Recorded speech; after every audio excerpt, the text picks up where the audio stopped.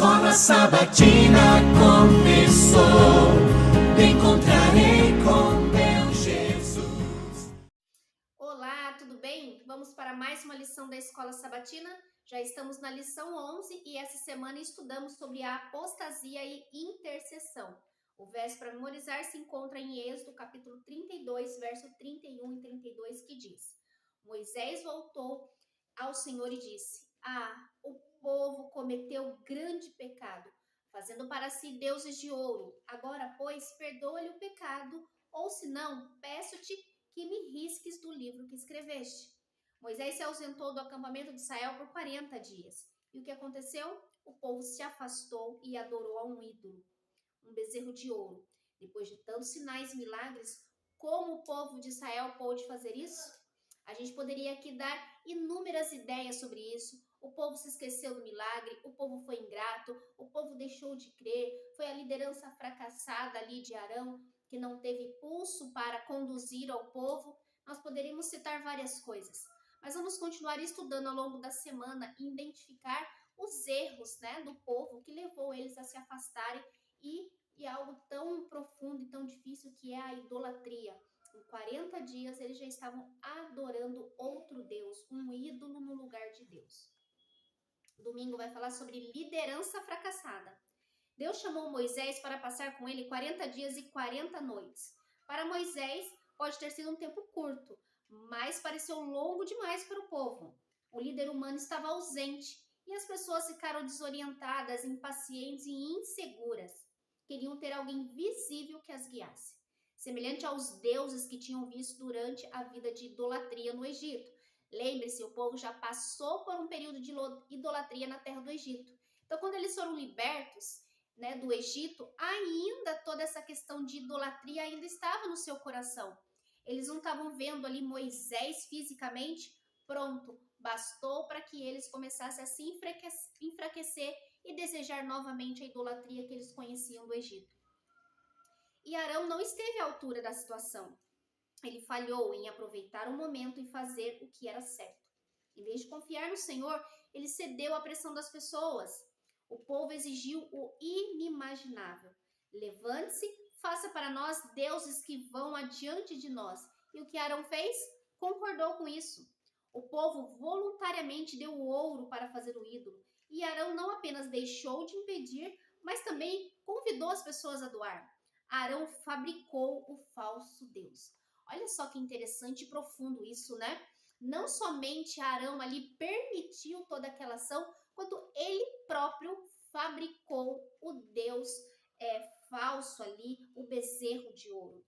Depois o povo declarou: são estes, ó Israel, os deuses que te tiraram, que tiraram você da terra do Egito. Que coisa triste, irmãos, que coisa triste. O povo de Israel declarando que aquele bezerro de ouro é que tinham tirado eles do Egito. E é claro que isso era uma grande mentira, um grande erro, porque eles tinham sido tirados do Egito pela mão poderosa de Deus. Mas não passou muito tempo sem ter ali um líder visível e o povo volta à idolatria e pior, ainda atribuindo ao que Deus fez por eles a um falso Deus. Muito triste. Isso foi algo pecaminoso, perverso e cego. Os hebreus tinham acabado de fabricar aquele ídolo e ainda declaram que aquele ídolo tinha libertado o povo de Israel. Muito triste a situação. Israel chegou a um ponto realmente muito triste. E Arão, fazendo parte de tudo isso, vendo aquela situação, ao invés de se impor como líder, ele infelizmente se deixou levar pela maioria. E agora a gente vai falar na segunda de idolatria e o mal. O bezerro de ouro se assemelhava ao deus touro egípcio chamado Apis ou a deusa vaca Hathor. Essa foi uma transgressão flagrante do primeiro e do segundo mandamento. Eles transgrediram ali o primeiro e o segundo mandamento. Tal violação não poderia ficar impune, pois rompia abertamente o relacionamento dos israelitas com o Deus vivo. Em vez de adorar o Criador, eles adoraram a sua própria criação, que não podia ver, ouvir, falar, proteger, amar ou liderar. A ordem da criação divina foi invertida. Então, a criatura estava adorando a uma outra criatura, ao invés de adorar o Criador. A idolatria, ela nega o entendimento teológico de que Deus é Deus e o ser humano é ser humano. A idolatria apaga a distinção que existe entre Deus e a humanidade, rompendo assim a conexão com Ele. Seja flagrante e aberta ou oculta no coração, a idolatria rapidamente rompe nosso relacionamento com o Senhor e leva a um círculo vicioso de degradação moral, que só piora com o tempo. Olha que tristeza. Então as pessoas começaram a adorar uma criatura, algo que elas fizeram, ao invés do único e verdadeiro Deus vivo. Os seres humanos são especialistas em fabricar os seus próprios ídolos. Eles criam seus próprios deuses, o que já é ruim o suficiente, mas depois tende a fazer o quê? A servir esses deuses e ainda piora toda a situação. O Criador é substituído por coisas que mais cedo ou mais tarde levam ao declínio moral. Então, a gente vai ver aqui que o povo de Israel não só fabricou aquele Deus falso, aquele ídolo falso, como passou a adorar e a servir este Deus. E será que o povo de Israel, eles foram diferentes do que nós muitas vezes somos hoje? Vamos analisar um pouquinho mais. Corrompidos pela idolatria. Ao se voltarem para um ídolo, os israelitas estavam no processo de se divorciar do verdadeiro Deus. Olha que profundo isso. Que os havia libertado do Egito. O Senhor colocou a culpa diretamente sobre eles, dizendo que o povo se corrompeu, chegando a atribuir a essa estátua a libertação do Egito. Que contradição direta ao que Deus havia dito a eles. Essa negação da presença de Deus e de seus atos poderosos era bastante grave. Seus pensamentos e sentimentos estavam distorcidos e completamente corrompidos. Quando eles então aplicam a esse Deus falso tudo que Deus havia feito por eles, eles estavam se corrompendo completamente. Eles estavam numa degradação moral muito grande. Então, primeiro, eles sentiram a falta de um líder. Aí eles exigiram ali, então, que fizesse um Deus parecido com o do Egito. E depois disso, eles começam a servir e a idolatrar esses ídolos falsos. Mas será que nós estamos livres da idolatria? Os ídolos atuais podem ter diferentes formas, mas é a mesma essência. Ídolo é o que colocamos no lugar de Deus. E mesmo sabendo que não é certo, ainda assim o adoramos repetidamente. O ídolo captura nossa imagem, captura nossa imaginação, afeições, tempo e mente, mais do que de Deus. Tudo aquilo que rouba seu tempo, mais do que você tem para Deus. Tudo aquilo que ocupa mais a sua mente, o seu dia, mais do que a Deus, você está passando a idolatrar esse objeto ou essa coisa, ou seja, o que for. Pode até escravizar nossos pensamentos. Nós nos tornamos aquilo que contemplamos e não seremos melhores do que o Deus ao qual servimos. Se o Senhor não estiver no centro da nossa vida, outro Deus preencherá o lugar dele. Se não desfrutarmos e cultivarmos a presença viva de Deus, desfrutaremos, dedicaremos tempo da nossa vida a outra pessoa ou alguma coisa. O que colocamos no lugar de Cristo pode ter diferentes formatos. Olha só alguns exemplos, vê se você se identifica com algo. Orgulho, o ego, dinheiro, poder, sexo, comida, televisão, drogas, álcool, pensamentos impuros, pornografia, prazeres, trabalho, esportes, família, videogame, filme, compras, ideologias políticas, música, posição social, títulos, diploma e assim por diante. Então, olha só, os deuses da atualidade, eles só podem mudar de forma, mas a essência é a mesma. Se nós colocamos todas essas coisas que eu li aqui, e até outras coisas, pessoas, por exemplo, no lugar de Deus, tomando o nosso tempo, o nosso coração, aquilo que nós deveríamos prestar ao Senhor, estamos prestando para as demais coisas, isso se tornou um ídolo na nossa vida. E assim como levou o povo de Israel a se desconectar de Deus e a se corromper moralmente, fará isso com cada um de nós, se nós também não nos despertarmos para esse erro. A justa ira de Deus. Enquanto Moisés estava no Monte Sinai, Deus disse que destruiria os rebeldes e faria dos descendentes de Moisés uma grande nação. Mas não era isso que o líder hebreu, que Moisés desejava. Em vez disso, ele implorou ao Senhor, enfatizando que os israelitas não eram o povo de Moisés, mas eram o povo de Deus. Que quem havia tirado eles do Egito não era Moisés, mas era Deus. Então Moisés suplicou ao Senhor, mencionando as promessas feitas aos patriarcas. Ele estava agindo como intercessor entre Deus e a humanidade. Depois que o Senhor mudou de ideia quanto ao mal que ele tinha dito que traria sobre o povo, Moisés retornou. Não há registro de que seu rosto brilhasse na presença do Senhor, como aconteceu, em outro momento. O rosto de Moisés refletia o quê? A ira, porque ele estava indignado com o que o povo fez.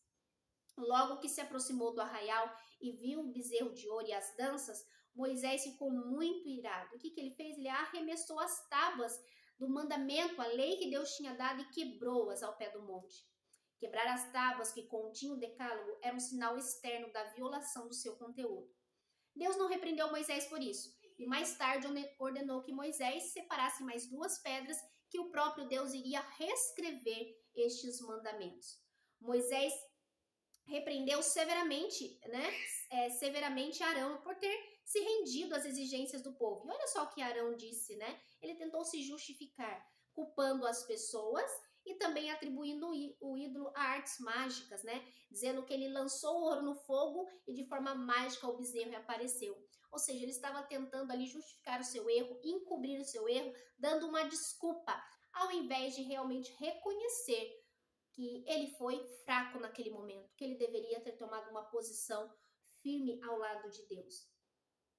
E isso é uma ironia muito grande, porque Arão tinha subido ao monte junto com os outros anciãos e tinham compartilhado ali da bênção da presença do Senhor. Mas logo passado aquilo, ele logo cedeu à pressão que o povo fez. Isso mostra também uma liderança fraca. Não devemos ceder ao que a maioria fala, o que o povo quer, mas devemos permanecer na presença de Deus. E na quinta, para terminar, intercessão. Por causa da rebelião do povo de Israel, coisas terríveis aconteceram no acampamento, incluindo a morte de muitas pessoas. Por isso que quando o pecado ele está na nossa vida, não somente nós somos atingidos, mas todos que estão ao nosso redor, eles também sofrem as consequências de atos pecaminosos. No dia seguinte, Moisés declara ao povo: vocês cometeram um grande pecado. Agora, porém, subirei ao Senhor. Talvez eu possa fazer propiciação pelo pecado de vocês. Moisés voltou ao Senhor e disse: o povo cometeu grande pecado, fazendo para si deuses de ouro. Agora, pois, perdoa-lhe o pecado. Ou senão, peço-te que me risques do livro que escreveste. Não é de admirar que Moisés seja um tipo ou símbolo de Cristo, por causa de sua oração intercessória pelos pecadores e a sua disposição de oferecer a sua própria vida, Ele reflete, então, o que Cristo faria por nós muito tempo depois. Que compaixão exemplar pelos transgressores. Ele demonstrou dedicação total ao Senhor e seu amor sacrificial pelas pessoas. Moisés estava pedindo ao Senhor que tomasse sobre si o pecado do povo, exatamente o que Jesus faria na cruz do Calvário. Então, Moisés queria ali ser o substituto pelo povo, por isso que ele é um símbolo de Cristo, porque Cristo foi o nosso substituto. Ele foi a oferta ali pelo pecado. Esse texto revela como podemos obter o perdão. E como que é? Deus, em Cristo, levou sobre si nossos pecados. E essa é a única maneira pela qual poderíamos ser perdoados, através do sacrifício, sangue de Cristo. Essa é uma expressão poderosa do plano da salvação e uma demonstração para nós e para o universo do que custou a Deus nos salvar, o que custou a Ele a vida de Jesus. Então, Jesus se entrega como nosso substituto. E nesse momento, Moisés, ele clama, ele intercede pelo povo, querendo até pagar o preço no lugar deles. Por isso, ele